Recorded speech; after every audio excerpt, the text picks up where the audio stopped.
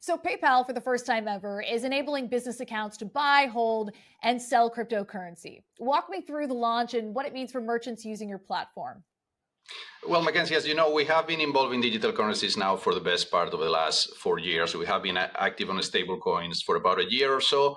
But until now, only our consumer accounts were able to hold and interact with our stablecoin on our platform. What we are enabling now for the first time is for merchants to be able to interact with it as well. It's been one of the features that has been the most demanded by our merchants over the last year. And we take it to be a very good sign that the appetite of businesses to interact with these new payment instruments. So have you heard a desire from businesses to utilize crypto? And do you see real demand from customers who want to pay merchants with cryptocurrencies? So those are two different questions. And definitely we do hear demand on the merchant side for cheaper and faster and instant settlement of payments. And they do see the value of stable coins and other digital currencies as a way to get in there. I don't think, and we have said this for quite a while, that consumers in most of the Western markets and the US and Europe will be doing mainstream e-commerce funded by stable coins right away. If you look at the use of stablecoins these days, it's mostly for crypto trading and mostly for cross-border payments. I do think that we will continue to see stablecoins for payments cross-border, and especially on B2B payment use cases. So a lot of the demand that we see from merchants are companies who want to pay their suppliers in something that settles instantly and is low cost, and chief financial officers that have complex treasury operations and they want to make sure that they can move money around the world quickly and cheaply. Now, is this just for US merchants for now? It is just for US merchants, yes. I mean, do you see an opportunity abroad? I mean, lots of countries and regions around the world are more crypto literate than the US. You were just chatting about that a minute ago, this desire for international settlement, stablecoins being a big part of that narrative. Do you see a path to capturing business from merchants who are looking to integrate crypto payment options at checkout? We do see that, as I said, we see that mostly on the B2B use case right away. There is value in being able to aggregate demand from consumers who are overseas, but they lack a international credit card instrument. And we see people in Asian markets and Latin American markets who want to buy from US merchants, but they lack the traditional payment methods to do that. If you see most of the retail payment activity that you see these days is that aggregation from consumers offshore who want to buy from US merchants. On the merchant side, however, that has a number of different ways. We will see appetite from merchants outside of the US who want to pay suppliers in the US, but they lack access to hard currency, to dollars in their home markets. And that does not require that they have a PayPal account out there. Remember that the way we think about our stablecoin is like a tokenized version of the PayPal balance that people have used for 20 years.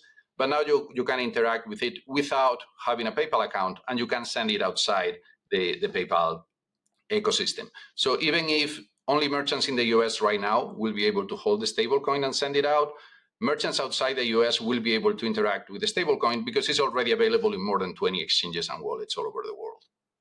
Okay, so you and I spoke in August of last year, right after your team had launched PayPal's US dollar peg stablecoin, PYUSD. Certainly not the easiest thing to get off the ground. It's my understanding that it took you guys multiple years to get regulators on board, even though you were working with Paxos, a company that had already done this before. So now you're more than a year in. Who's using your stablecoin and how has it been going so far? It has been going really well. As you remember when we spoke last year, the whole idea behind our stablecoin is that we wanted to see a stablecoin that is designed for commerce and payments. As I said earlier, the vast majority of the market cap that you see out there now is for crypto trading. We are less interested in that side of the house. And we look at the market cap of stablecoins, but especially we look at the on-chain transfer volume because we want our stablecoin to be used for what we call value in motion more than value in rest. We do care that the stablecoin is moving and changing hands. In that sense, we are very, very satisfied with the progress. If you look at inside the PayPal ecosystem, we continue to deploy that on some of our franchise. We know that the uniqueness of our stablecoin is the ability to connect with the more than 400 million consumers, more than 35 million merchants in our ecosystem. It's the only stablecoin that is supported inside PayPal and Venmo. Holders of that stablecoin inside PayPal can already buy at checkout at millions of merchants. We deploy that on Zoom, our remittance business. And it's a very clear value for folks who are sending money back home to support their loved ones. So if they fund the remittance in a stablecoin. They don't pay any fees. We are now enabling it for business accounts. We enable that. We establish support for ENS. We think that it's important to remove friction so that people can send to human readable addresses.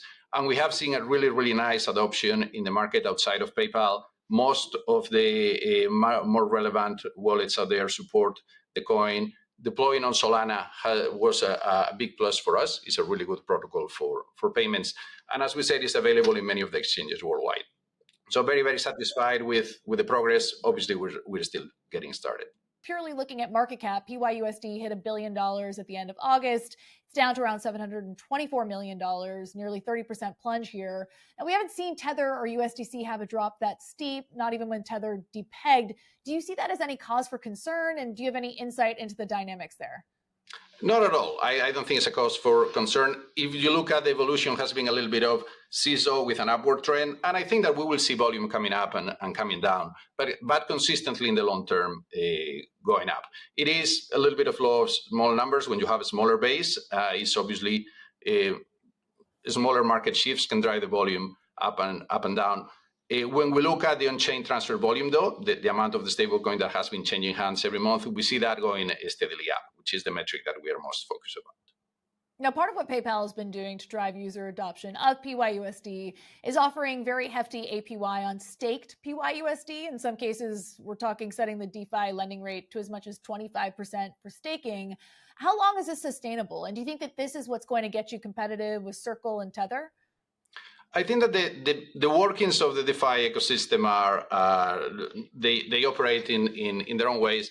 There is the incentive to have people to try our stablecoin is relevant in the short term, is not relevant in the long term. Markets will find their supply and demand and what makes sense, and the rates tend to stabilize. I think that is something that is one of the tools that the markets use these days. Again, we are less interested in on the DeFi and the trading space, though people are obviously using it there. What is PayPal doing with PYUSD to actually integrate it into your systems? You started to get into some of those examples a minute ago.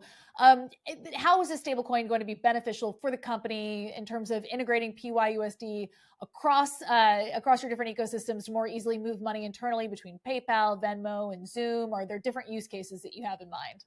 Absolutely. So we are in digital currencies because we are a payments company. We don't have an ideology on blockchains. We are seeing a technology that allows people to move money around, move value around at a cost that is between 10 and 20 times cheaper than an ACH transaction, a bank-funded transaction. So if you're in the payments space, you cannot afford not to have a chip on that table. The mission of the company under Alex, our CEO, is about revolutionizing commerce globally. A big part of that revolution is the deployment of next generation payment rails. And we do think that blockchain protocols have a role in that next generation of payment rails. When we do that, obviously, we believe in that. We need to eat our own dog food. And when we are deploying it, first of all, we are making it available for consumers and our merchants on the platform. So if you are on the PayPal and Venmo side, you can go in and buy with no fees our stablecoin, and then you can use it. You can use it for trading. You can use it to buy Bitcoin or Ethereum on our platform. You can use it to buy at our merchants. So anywhere where you can buy using the PayPal button, you can select our stablecoin as your funding instrument and pay with the stablecoin, and we will settle with the merchant in fiat. So the merchant doesn't need to care about holding stablecoins on their wallet. And we will continue on those cross-border and B2B use cases. Zoom is enabled, and now already is a very, very clear value for senders.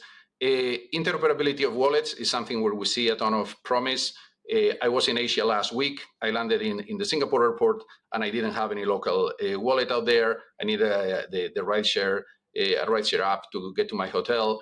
And I was able to send the stablecoin from my PayPal US wallet to a local wallet in Singapore, top it up with a stablecoin. The money showed up there in local currency, and I was able to get my card. Those are things that you could not do in the old world, or you could do it, but it would take much more effort to build and integrate. So I think that the way we see this being deployed on the PayPal ecosystem is that things that you couldn't do, and maybe things that you could do but didn't happen in the past, like wallet interoperability. PayPal and Venmo have been sister products for 10 years now, but you could not send value from a PayPal wallet to a Venmo wallet until we had stablecoins. Is that the only way you can build it? No, but it's a very easy way. And it's a very cheap way to deploy product features that you couldn't do in the past. Now, a minute ago, you mentioned Alex, your new CEO. He's celebrating his 1-year anniversary at the helm of the company this Friday. And you've been at PayPal for longer. You've been leading the crypto team for almost 4 years now. What have things been like under Alex in the last year? It's been fantastic to see how we are moving very, very strongly towards that revolution of commerce. It shows up in some of the news flow that you have seen lately, the advertising campaigns, PayPal everywhere, and that ability to use your PayPal account in all places. And we are very integrated in that part of the strategy. It's very, very, as we said, the ability to use it everywhere, the ability to use it across wallets, the ability to use that cheaply and on new rails is something that is very top of mind for Alex and the executive team, and we have gotten a ton of support from them. And what's the breakout moment for your team? What do you need to do to really move the needle for the company overall? We keep telling the team and everyone that we are on year 4 of a 10-year journey. We are playing the long game here. Sometimes, in the adoption of new technologies, people go through hype cycles, and I don't think, as we said, that we're going to see mainstream payment adoption in the US or Western Europe right away. This is something about continue to build the technology. There are some things that we are using now that were not available a year ago when we deployed on Solana. We are, I think, the only stablecoin on Solana who's enabled for what they call token extensions, which allows a lot of the richer features for payments to be built. So it's an early technology. We are exploring it carefully. We're exploring that in a very concerted effort with the rest of the priorities of the company. And I don't know that there is a breakout moment that you will see in the next 12 months. When I look at this 5 years from now, I do expect that we're going to see a stablecoin issuance in the trillions, and a relevant part of that, I do think, is going to be on cross-border P2P products. I would love to see it more deployed on B2B. I think that the CFO is our client these days more than the GM of e-commerce is. And I do expect that you're going to see a lot of volume on stablecoins that is less visible to the public, because stablecoins become a settlement layer, and some things are going to be fiat on the front and a stablecoin on the back.